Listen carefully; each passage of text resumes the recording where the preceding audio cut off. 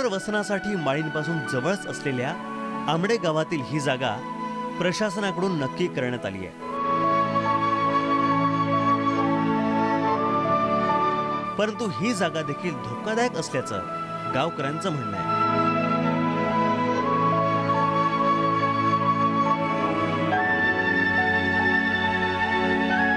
गावकऱ्यांची नापसंती दुर्लक्षित करून प्रशासनाकडून पुनर्वसनाच्या कामाला सुरुवात झाली आहे।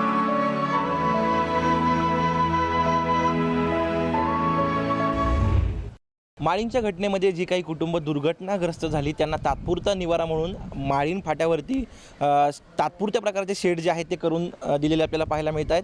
ही ती जागा आहे ज्या ठिकाणी माळींचे सगळे लोक जे आहेत जे वाचलेले आहेत ते आणि ज्या घरांना नोटिसा दिलेल्या आहेत ते सगळेजण या ठिकाणी एकत्रितपणे राहताना आपल्याला पाहायला मिळतात। साधारण 40 जणांचं हे सगळा भाग जो आहे तो तयार झालेला पाहायला मिळतो आहे। मात्र जी पत्र्याची घरं करून दिलेली आहेत ती नेमकी कशी आहेत ही पाहिली तर आपल्याला अवस्था समजेल, कारण उन्हाळा, पावसाळा आणि हिवाळा या तिन्ही ऋतूंमध्ये या घरांमध्ये राहणं कसंही शक्य नाही। आपल्याला हे प्रथमदर्शनीच पाहायला मिळतं। तरीसुद्धा या ठिकाणी हे लोक जे आहेत ते गेली वर्षभर आपल्याला पाहायला मिळत आहेत। साधारण 40 लोकांचं हे कुटुंब आहे आणि या 40 घरं जी आहेत ती आता इथं आहेत। मात्र त्यातली प्रत्यक्षात किती लोक इथं प्रत्यक्षात राहतात या संदर्भात स्थानिकांकडून माहिती घेतलेली आपण बघूयात। मावशी, तुम्ही किती दिवस झाले इथं राहताय आणि कशा प्रकारे इथं तुम्हाला राहायला लागतंय?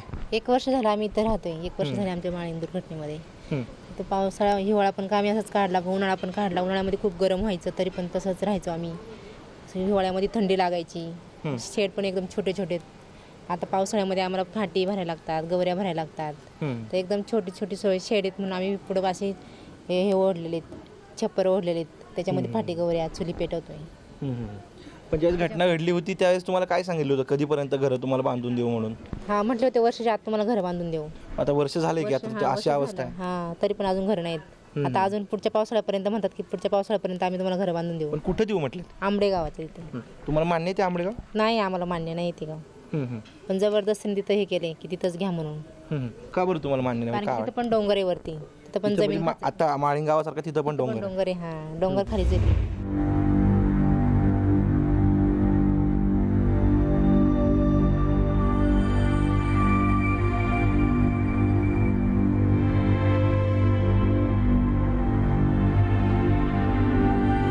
दुर्घटनेच्या आधी माळीण एक टुमदार गाव होतं।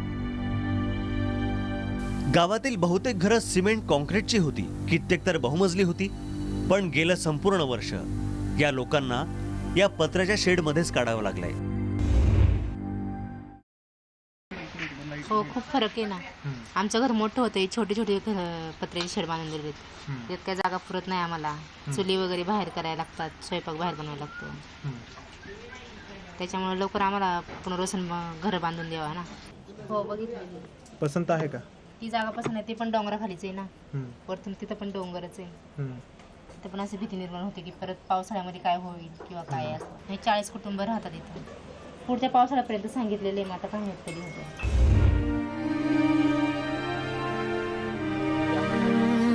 गावामध्ये एकदम असं प्रेमळ गाव होतं, एक अशा गावामध्ये संबंध होते सगळे नातेवाईकांचं गाव होता। आता कोणी येत पण नाही इकडे, गावात फिरकत पण नाही कोणी आता।